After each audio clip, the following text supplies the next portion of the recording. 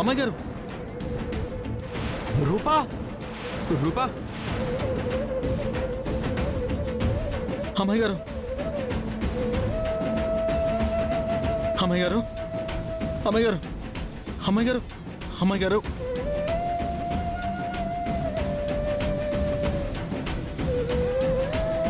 అమ్మాయి గారు, ఏమైంది అమ్మాయి గారు? అమ్మాయి గారు,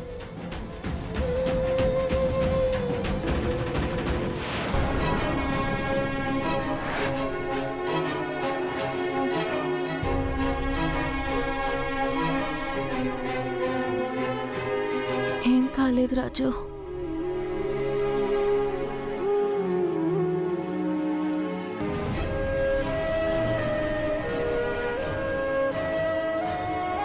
are you all right? Yes judge గారు.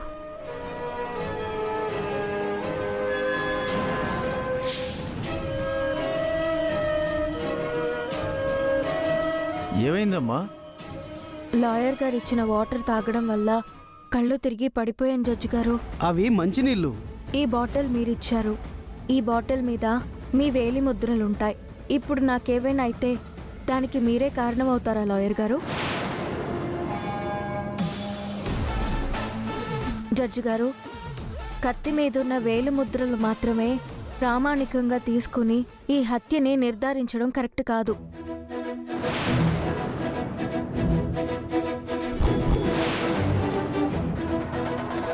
నాకొక్కరోజు సమయం ఇస్తే ఈ కేసుకి సంబంధించిన పూర్తి సాక్ష్యాధారాల్ని మీ ముందుంచుతాను. అప్పటి వరకు మీ నిర్ణయాన్ని వాయిదా వేయాలని సవినయంగా కోర్టు వారిని కోరుకుంటున్నాను.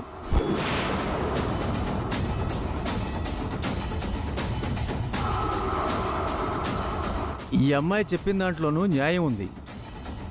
ఈ కేసులో సమర్పించిన సాక్ష్యాధారాలన్నీ ఊహించినవి మాత్రమే అని, నిజ నిర్ధారణ అయినవి కావని ఈ కోర్టు నమ్ముతూ నిర్ణయాన్ని ఒకరోజు వాయిదా వేయడమైనది.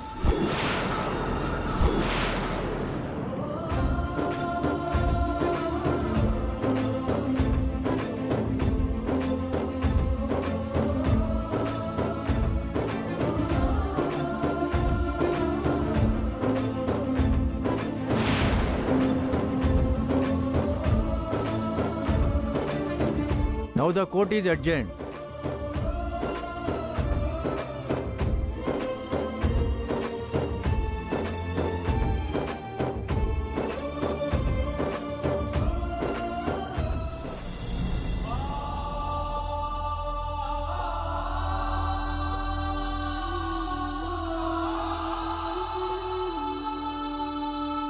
ముచ్చాలు, వచ్చావయ్యా? ఏమైందయ్యా? దాదాపుగా మన రాజుకి శిక్ష పట్టడం ఖాయం అనేలాగానే ఉన్నాయి ఆధారాలు.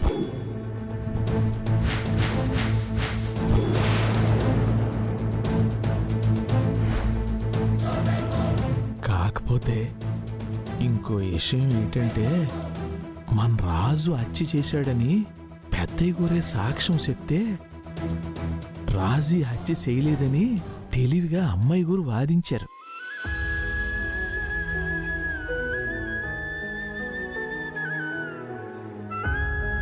దెబ్బకి జడ్జి ఏడ్ చేయాలో తెలియక తీర్పుని, ఆ కేసుని రేపటికి వాయిదా వేశారు. తల్లి, నా బిడ్డకి ఏం జరగకుండా నిర్దోషుల బయటకు వచ్చేలా చూడు తల్లి.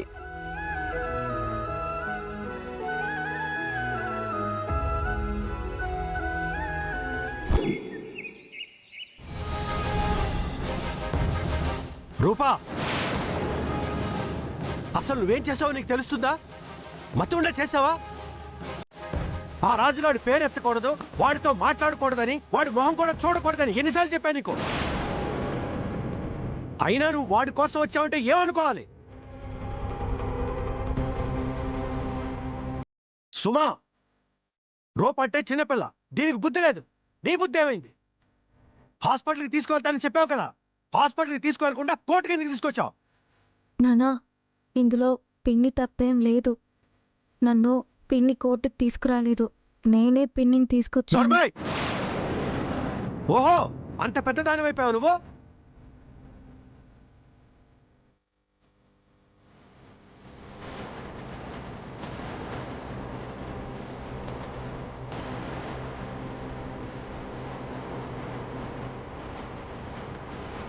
ఏమైంది తమ్ముడు?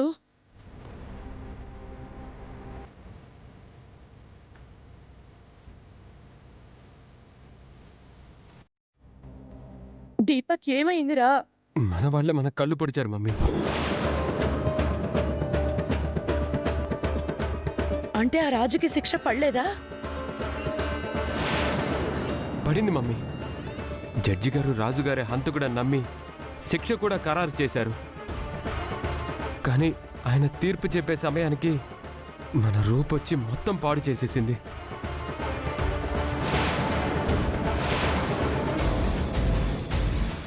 మందరాన్ని చంపింది రాజు కాదు, మరెవరో చంపి రాజుని ఇరికించారని ఏవేవో కట్టుకథలు చెప్పి 2 రోజుల్లో ఆధారాలతో కోర్టుకు అప్పగిస్తానని మాటిచ్చి జడ్జి గారు తన మాటను వెనక్కి తీసుకునేలా చేసింది.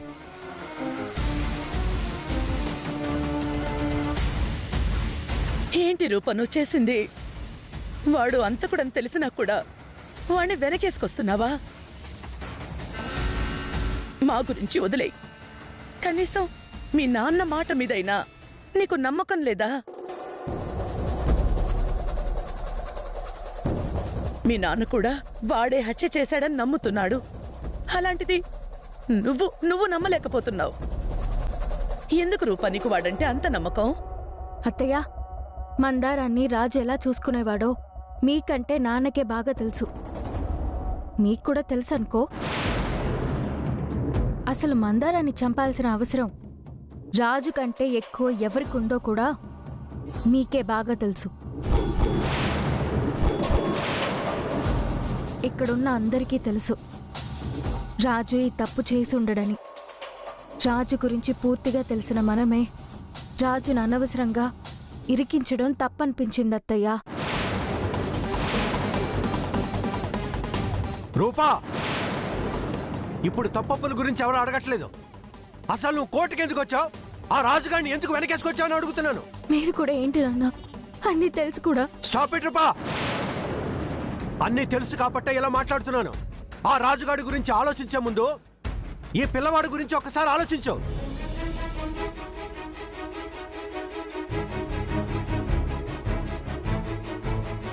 తన బిడ్డ మనవడు దుఃఖంలో ఉంటే అది చూసి తల్లడిల్లిపోతున్న ఈ తల్లి గురించి ఆలోచించావా?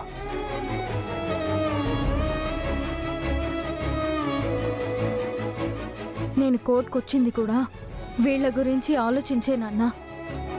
ముఖ్యంగా మందారం ఆత్మ శాంతింపచేయడానికే వచ్చాను. కోర్టుని అడిగిన మాటే మిమ్మల్ని కూడా అడుగుతున్నాను. నాకొక్కరోజు టైం ఇవ్వండి నాన్న. మందారాన్ని చంపిన వాళ్ళని ఆధారాలతో సహా మీ కాళ్ళ దగ్గర పడేస్తాను.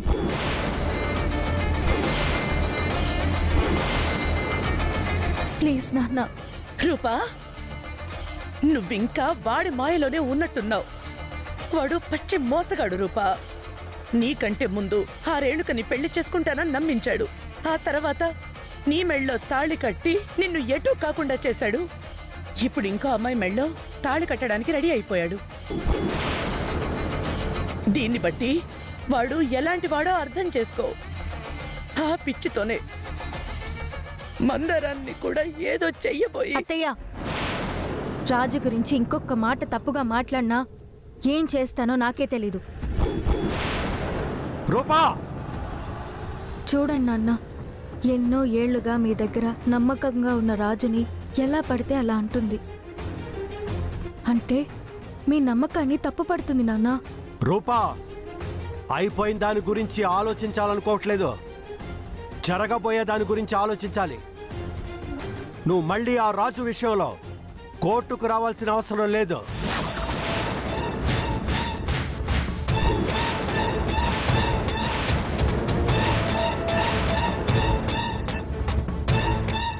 అంటున్నారు నాన్న? అవును, తప్పు చేసిన వాడు శిక్ష నుంచి తప్పించుకోకూడదు. తప్పు చేయని వాడు కూడా శిక్షించబడకూడదు కదా నాన్న. న్యాయాన్ని ధర్మాన్ని రక్షించడం కోసం ఎలాంటి సవాళ్లు ఎదురైనా ఎదుర్కోవాలి, వాటిని గెలిపించాలి అని మీరే కదా నాన్న చెప్పారు. ఇప్పుడు మీరే ఇలా మాట్లాడితే ఎలా నాన్న? న్యాయమేదో ధర్మమేదో తెలుసుకోలేని అమాయకత్వంలో ఉన్నావు రూపా. మళ్ళీ చెప్తున్నాను, నువ్వు కోర్టుకు రావడానికి వీల్లేదు. జడ్జి గారు నా మాట నమ్మి తీర్పు వాయిదా వేశారు నాన్న. రూపా,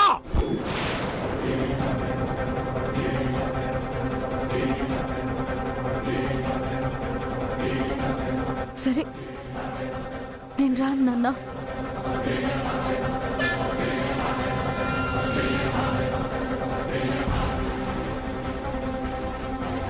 సాక్ష్యాధారాలు సంపాదించేస్తాను. న్యాయాన్ని మీరే గెలిపించండి నాన్న. కోర్టుకు రావద్దంటే ఈ కేసుని ఇంతటితో వదిలేమని. అనవసరమైన ఆర్గ్యుమెంట్ చేయకో. నువ్వు ఈ విషయంలో అస్సలు జోక్యం చేసుకోకు. న్యాయం బ్రతికించడానికి నీ నాన్న వెళ్తున్నాడు. ఈ నాన్నే బ్రతికుండాలి అంటే నువ్వు కోర్టుకి రాకూడదు. నాన్న,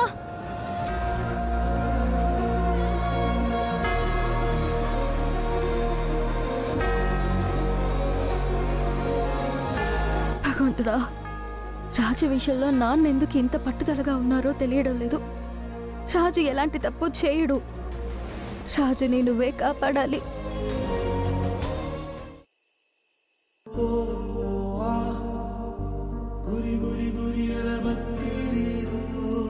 హత్య జరిగిన రోజు మందారం ఇతనితో ఫోన్లో మాట్లాడడం నేను విన్నాను సార్. ఇలాంటి హంతకులు జనసంచారం చేస్తున్న ఈ భూమి మీద ఉండకూడదు అని. అంటే ఎవరో పొడిచి రాజు అక్కడికి వచ్చేసరికి మందారాన్ని కాపాడుకునే క్రమంలో కత్తిని తీస్తుంటే వీడియో తీశారు. సో వీడియో తీసిన వాడు ఈ హత్య చేసి చాలా తెలివిగా రాజుని ఇరికించాడు. పెద్దయ్య గారు, నేను హంతకుణ్ణి అని నమ్ముతుంటే అమ్మాయి గారు నేను నిరపరాధిని అని నమ్ముతున్నారు. అమ్మాయి గారు నమ్ముతున్నారు. అది చాలు నాకు.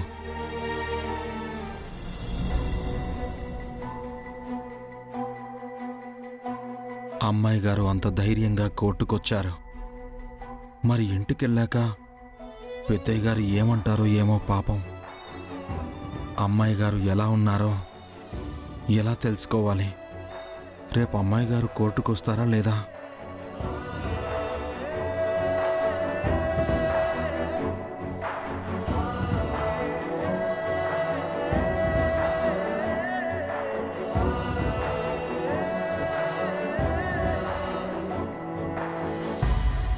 రాజు,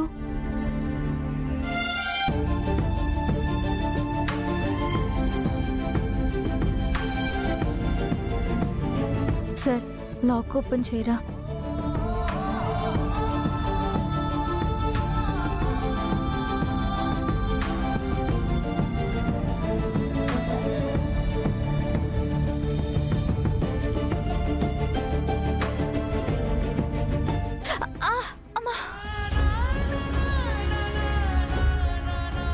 సారీ అమ్మాయి గారు, మీ ఆరోగ్యం ఎలా ఉంది? పర్లేదు రాజు. చాలా థ్యాంక్స్ అమ్మాయి గారు.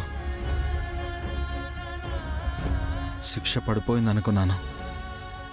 సమయానికి మీరు వచ్చి కాపాడారు. నా భర్తకి అనవసరంగా శిక్ష పడుతూ ఉంటే నేను మౌనంగా ఇంట్లో ఎలా ఉండగలను రాజు? పెద్దయ్య గారు ఏమీ అనలేదు కదా అమ్మాయి గారు? న్యాయం బ్రతికించడానికి నీ నాన్న వెళ్తున్నాడు. ఈ నాన్నే బ్రతికుండాలి అంటే నువ్వు కోర్టుకి రాకూడదు.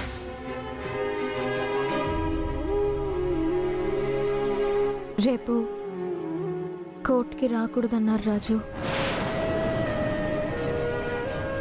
అయినా నేను రాకుండా ఎలా ఉండగలను రాజు? నేను వస్తాను. అమ్మాయి గారు, నేను తప్పు చేశానని ఈ ప్రపంచం నమ్మినా ఆ కోర్టు నమ్మినా నాకేం బాధ లేదు.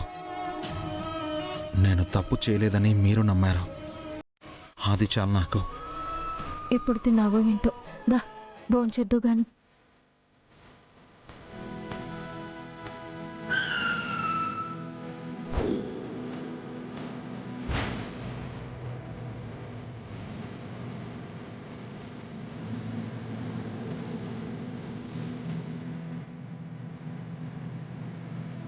అమ్మాయి గారు, మీరు నా పక్కనుంటే నేను ఎక్కడైనా సంతోషంగా ఉండిపోగలను. కానీ నువ్వు ఇలా పోలీస్ స్టేషన్లో సెల్లో ఉంటే నేను తట్టుకోలేను రాజు.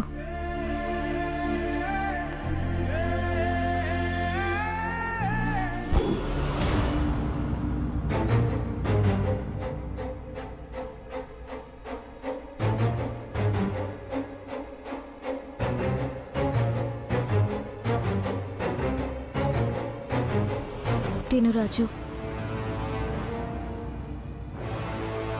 కానిస్టేబుల్ రాజు అక్కడ ఉన్నాడు మేడం.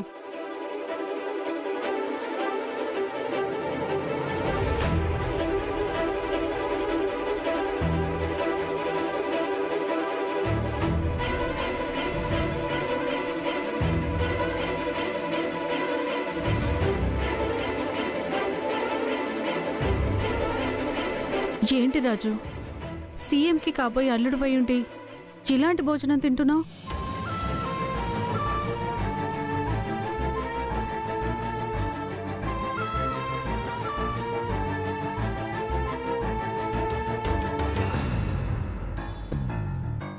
సారీ రాజు, డాడీ ఎలక్షన్స్ రిజల్ట్ పని మీద ఢిల్లీలో ఉన్నారు. మేం కూడా డాడీతో పాటే ఉండడం వల్ల రాలేకపోయాను. ఇప్పుడు వచ్చాను కదా, నేను చూసుకుంటాను. రేపు నీ కోసం వాదించే లాయర్ని అపాయింట్ చేశాను. నిన్ను బయటికి తీసుకొచ్చే బాధ్యత నాది, సరేనా?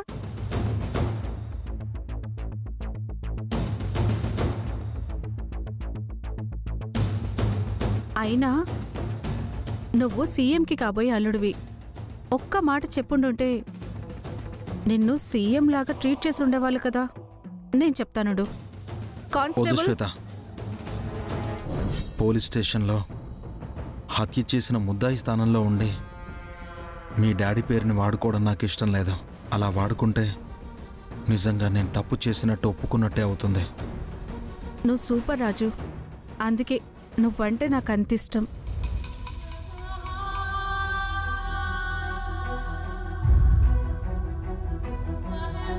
మంచిగా తిని హాయిగా నిద్రపో.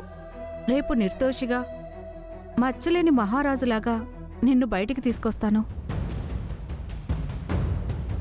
నువ్వేం బాధపడకు రాజు, నేను చెప్తున్నాను కదా, తిను.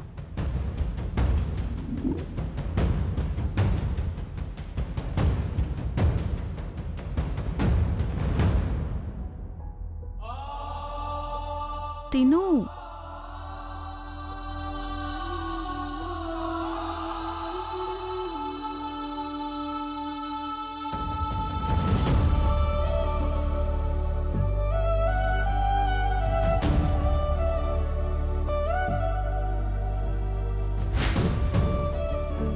డ్రైవర్,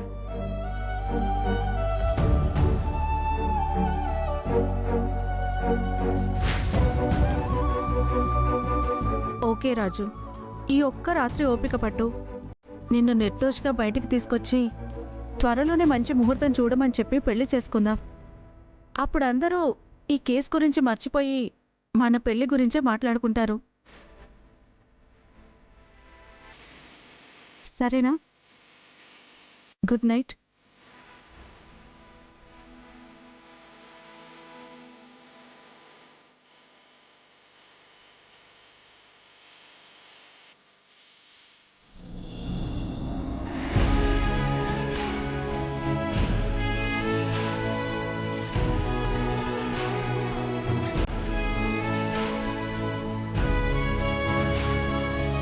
తిను రాజు.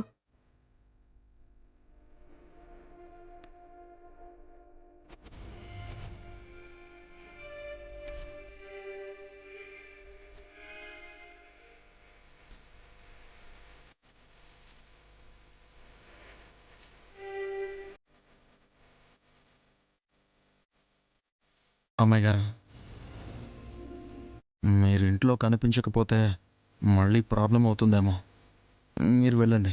నాకు నీ దగ్గరే ఉండాలని ఉంది రాజు. నాన్న నిన్ను క్షమించగలిగితే తప్ప మనం కలిసి ఉండే దారి కనిపించట్లేదు. పెద్దయ్య గారు, నన్ను క్షమించేలా నేను చూసుకుంటాను అమ్మాయి గారు. నేను కూడా మీకు ఇలా దూరంగా ఉండలేకపోతున్నాను. తిను రాజు.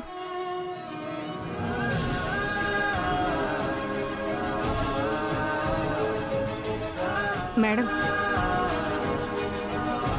ఎస్ఐ గారు వచ్చే టైం అయింది మేడం, బయలుదేరండి. అమ్మాయి గారు, మనం పెద్దయ్య గారికి దగ్గర అవ్వాలంటే ముందు ఆయన చెప్పినట్టు వినాలి. రేపు ఏదైతే అది అవుతుంది. మీరు కోర్టుకి రాకండి. నీకు శిక్ష పడితే ఎలా రాజు? నీకు శిక్ష పడితే అది నాకు పెద్ద శిక్ష అవుతుంది రాజు. అలా ఏం కాదమ్మాయి గారు, మీరు ధైర్యంగా ఉండండి. న్యాయం గెలుస్తుంది.